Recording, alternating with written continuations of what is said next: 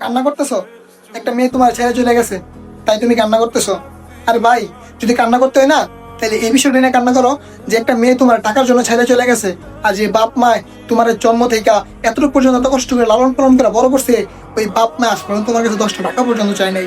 যদি তোমার কান্না করতে হয় না, তাহলে এই বিষয়টা নিয়ে কান্না করো যে তোমার বাপ মার বয়স হইতেছে, আস্তে আস্তে বৃদ্ধ হইতেছে, কিন্তু নিজের ইনকামের টাকা দিয়া আজ পর্যন্ত নিজের বাপ মারে একটা বাটন ফোন পর্যন্ত কিনে দিতে পারো নাই।